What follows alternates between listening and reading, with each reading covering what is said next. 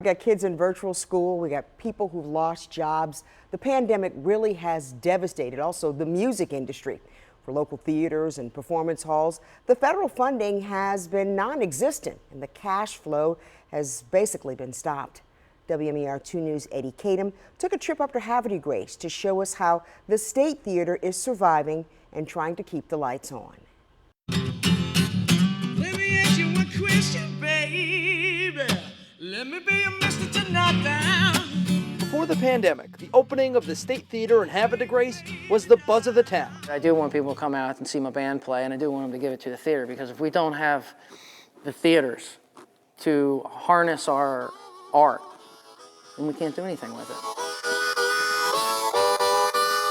Ryan Klingmeyer is one of the local artists who comes back to perform, albeit for free and for much smaller crowds. When you originally hear that first piece of music when you're a kid that you love and you feel it in your heart and you're dancing to it and all that kind of thing, there's no money there.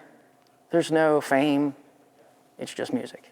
The dreaded word for basically every business during the pandemic has been capacity, and for theaters, that's meant zero for months.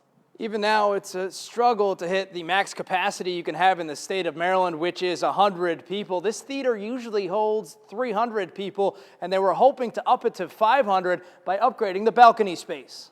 My staff wanted to get back to work.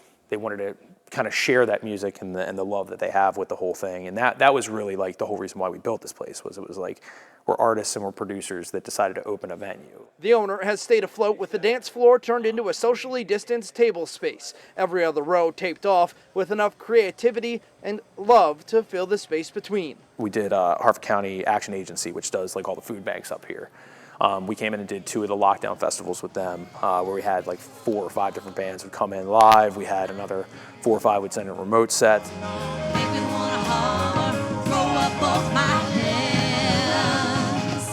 The venue raised thousands of dollars for local charities, despite not getting any stimulus relief themselves up to this point.